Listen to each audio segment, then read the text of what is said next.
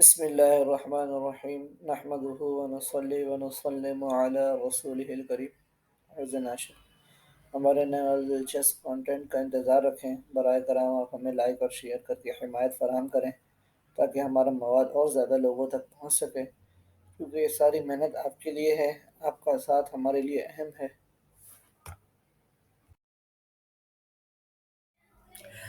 حضرت صہیب رضی اللہ عنہ کے اسلام کا قصہ۔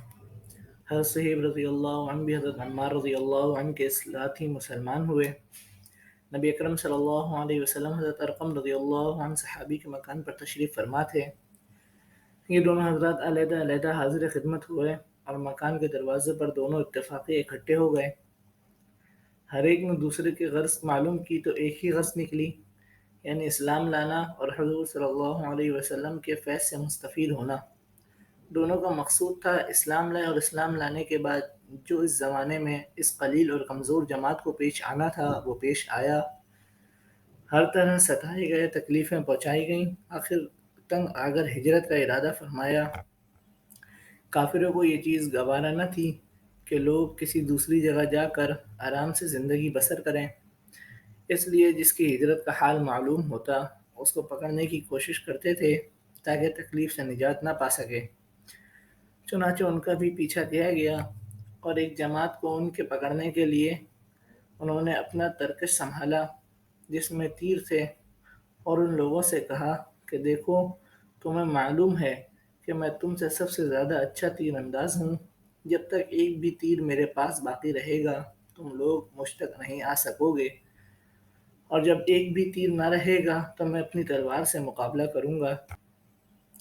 کافروں کو یہ چیز گوارا نہ تھی کہ لوگ کسی دوسری جگہ جا کر آرام سے زندگی بسر کریں، اس لیے جس کی ہجرت کا یہاں تک کہ تلوار بھی میرے ہاتھ سے نہ رہے، اس کے بعد جو تم سے ہو سکے کر لینا۔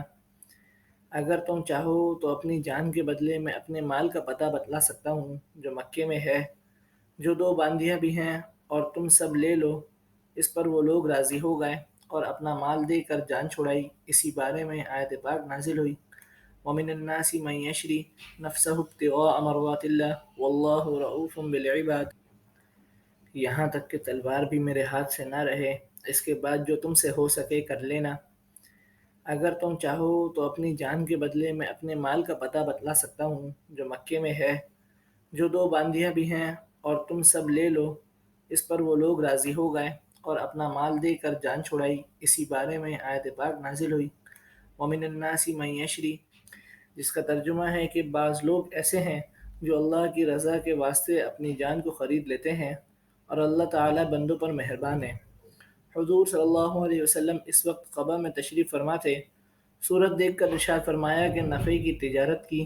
صہیب رضی اللہ عنہ کہتے ہیں کہ حضور صلی اللہ علیہ وسلم اس وقت کھجور نوش فرما رہے تھے اور میری آنکھ دکھ رہی تھی، میں بھی ساتھ کھانے لگا۔ حضور صلی اللہ علیہ وسلم نے فرمایا، آنکھ تو دکھ رہی ہے اور کھجوریں کھاتے ہو، جس کا ترجمہ ہے کہ بعض لوگ ایسے ہیں جو اللہ کی رضا کے واسطے اپنی جان کو خرید لیتے ہیں، اور اللہ تعالیٰ بندوں پر مہربان ہے۔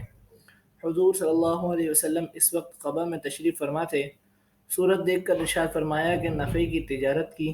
صہیب رضی اللہ عنہ کہتے ہیں کہ میں نے عرض کیا کہ حضور صلی اللہ علیہ وسلم اس آنکھ کی طرف سے کھاتا ہوں جو تندرست ہے۔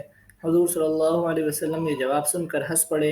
حضرت صہیب رضی اللہ عنہ بڑے خرچ کرنے والے تھے، حتیٰ کہ حضرت عمر رضی اللہ عنہ نے ان سے فرمایا کہ تم فضول خرچی کرتے ہو۔ انہوں نے عرض کیا کہ ناحق کہیں خرچ نہیں کرتا۔ حضرت عمر رضی اللہ عنہ کا جب وصال ہونے لگا تو انہی کو نماز جنازہ پڑھانے کی وصیت فرمائی تھی۔